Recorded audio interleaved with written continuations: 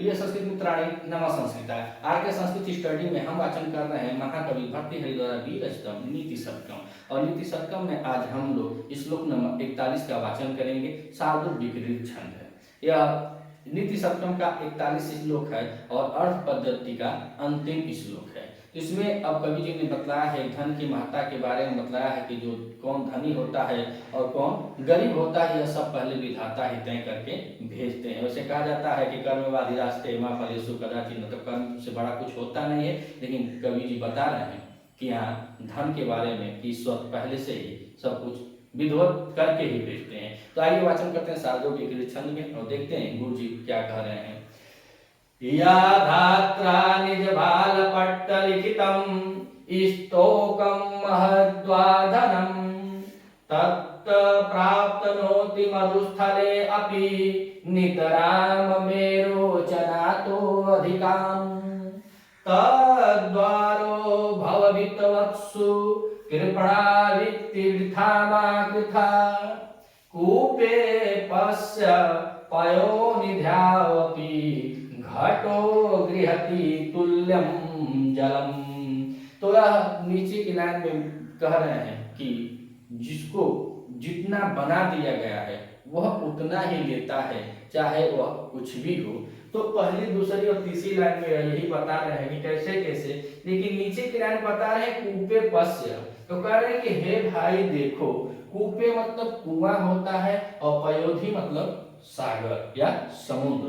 तो कह रहे हैं कि पश्य कूपे पयोधि अपि घटो, अगर समुद्र में या कुएं में हम घड़े को डालते हैं तो कह रहे हैं गृहति तुल्यम जलम। गृहति मतलब वह क्या करता है, कितना लाता है, धारण उतना ही करता है जितना वह कुएं में जल को धारण करता है, या कुएं में डालने पे घड़ा में जितना पानी आता है उतना ही पानी सागर में भी डाला जाए घड़े को तो उतना ही पानी आता है। अब यही बात बतलाने के लिए ऊपर से कह रहे हैं कि यह धात्रा निज भाल पट लिखितम स्तोकम महद्वाधनम। यह धात्रा जो है, तो धात्रा मैंने बता रहे हैं कि विधाता को, जो विधाता हैं ब्रह्मा जी हैं, तो कह रहे हैं कि ब्रह्मा जी ने क्या किया है, स्तोकम माने कम, कम आया माने या, और वह तो कम व बीच में दिया है, और महदा माने अधिक, कम या अधिक जो धन है। तो कह रहे हैं कि ब्रह्मा जी ने या विधाता ने कम या अधिक यह माने जो धन माने धन है, जो धन है वह क्या किए हैं, तो निज भाल पट लिखतम। निज माने अपने, भाल माने पट मतलब भाल मतलब माथा, और लिखित माने लिख दिए। तो जेवन जेवन विधाता देले हम वो सब है मथवा पर है ललटवा पर लिख देले हम कि जा तो कि ये करे कि यही पहली लाइन में बता रहे हैं कि धात्रा निज भाल पट लिखतम स्तोकम महद्वा धनम। आपको कितना धन, कम या बेसी धन कितना मिलेगा वह सब कुछ विधाता ने पुरुष या मनुष्य के माथे या ललाट पर लिख दिया, पहले से ही लिखा हुआ है। और कह रहे था तत् जोन है ललटा पर लिख गए। अब नीचे की लाइन बताओ तो कि तत् प्राप्त नोति मरुस्थल ले अपि नितराग मेरोचनातो अधिकम। तो कह रहा है कि जो तत् माने तब क्या कर रहे हैं, जितना लिखा हुआ है, तो मरुस्थले अपि, मरुस्थल में भी नितराम मन संपूर्ण रूप से प्राप्त नोति, जितना लिखा हुआ है माथे पर उतना अगर आप मरुस्थल में भी रहेंगे उतना ही प्राप्त धन आपको अवश्य होगा। रिकॉर्डिंग टू भर्तृहरि जी।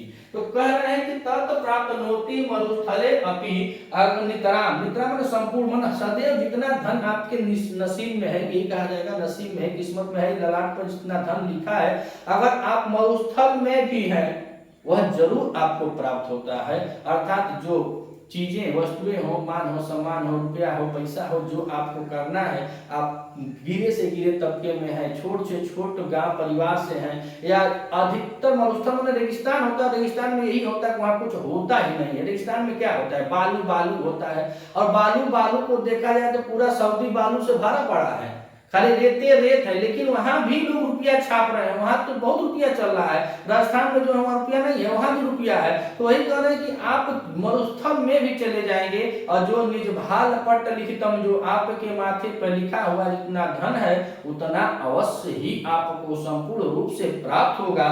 और क्या कह रहे हैं कि मेरो च नातो अधिकम, तो कह रहे हैं कि मेरु पर्वत, और मेरु पर्वत को लोग बताया जाता है कि सोने होने का पर्वत है। अगर आप सोने के पर्वत पर भी रहेंगे, हैं, बहुत धन में रहेंगे, आप बैंकॉक जाकर रहेंगे तो भी कोनो फर्क नहीं पड़ेगा। आप बैंकॉक चल जाइए, सिंगापुर चल जाइए, लेकिन जितना आपके नसीब में लिखा है, कबीर जी बता रहे हैं, उतना ही रुपया आपको मिलेगा, चाहे आप मरुस्थल में रहिए और चाहे सिंगापुर में रहिए। जहां आपको रहना है रहिए, लेकिन आपके नसीब में, आपके माथे पर, आपके ललाट पर जितना लिख गया है उतना आपको धन अवश्य ही मिलेगा।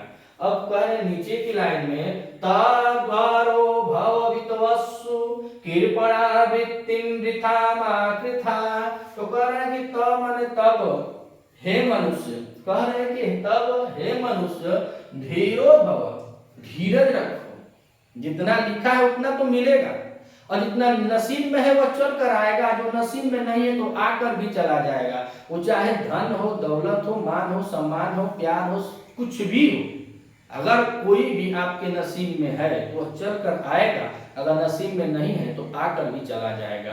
तो दो लाइनों में यह बताए। अब यहाँ बता रहे हैं कि तद्भरो भव, मतलब हे मनुष्य लोग थोड़ा धीरज रखो, धीरज रखो। और कह रहे वित्त वस्तु, जो धनवान है, जो धनी लोग हैं, जो धनखड़ हैं, कृपणा वृत्तिं वृथा मा कृथा, उनके आगे जाकर के अपने दुख की गाथा मत गाओ। कहने का मतलब है कि जो आपसे थोड़ा धनी है उनके आगे जाकर के घिघियाओ मत बे, एकदम हे भैया हम खाना ना दो, खाना दे दो, पानी दे दो, पैसा ना है, बेटी भी है कि माई मत, मेरे दादा मत, कुछ ना। जितना है वो चल कर आएगा, नहीं है तो किसी का बाप भी आपको लाकर नहीं देगा, चाहे कोई भी हो। नसीब में है, और जो नसीब आपका है, जो माथे पर विधाता के द्वारा लिखा गया है, वो आपके यहाँ चल कर आएगा, चाहे आप मरुस्थल में रहिए, चाहे भटवासी में जाकर रहिए, आएगा। अगर नहीं है तो जाकर के पूरा सोने का, तो ना है कि मेरो चरना तो अधिकम, अगर आप सोने के पर्वत पर भी रहेंगे ना तो कुछ अधिक नहीं पाएंगे। और नीचे कवि जी कह रहे हैं कि हे मनुष्यों थोड़ा धैर्य धरो। वित्त वस्तु, जो धनी मनी है, जो धनी मनी है, जो धनखड़, उनके आगे अपना दुख जाकर जा मत रो, उनके आगे मत घिघियाओ, काहे कि वो तुम्हारे दर्द को नहीं बुझेंगे, बस तुम्हारा मजा लेंगे। तो ये कह रहे हैं कि हे मनुष्यों कुछ धैर्य रखो। वित्त वस्तु कृपणा वृत्तिं वृथा मा कृथा, किसी के सामने अपने दुख की गाथा मत गाओ, किसी के सामने मत घिघियाओ।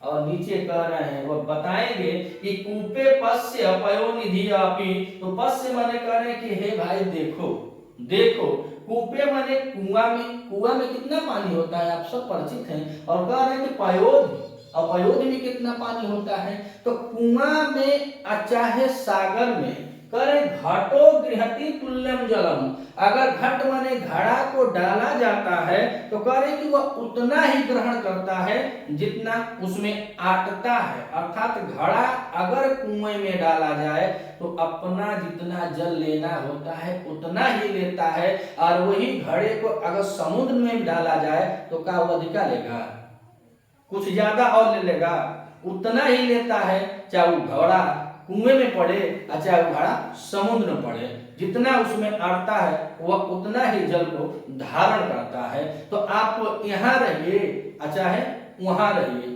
देश में रहिए चाहे प्रदेश में रहिए, जितना नसीब है उतना ही आपको मिलता है। और हमारे भोजपुरी में एक कहावत है कि एक बार एक जो होता है का कद्दू ने बोला कि अरे यार मैं यहाँ रहता हूँ तो हमके सब कोहड़ा कहला कि कोहड़ा, अगर हम दिल्ली चले जाते तो लोग हमको कद्दू कहते तो हमारा पोजीशन बढ़ जाता। तो उसके सहभागी जो जिससे कह रहा था वह सब्जी बोली कि तुम चाहे यहाँ रह चाहे वहां रह, किसी के कहने से कोई मतलब नहीं है, जिसको जो कहना है वो कहेगा ही, चाहे तुम दिल्ली जाओ चाहे अपने गांव घर में रहो, जिसको जो कहना है वह कहेगा।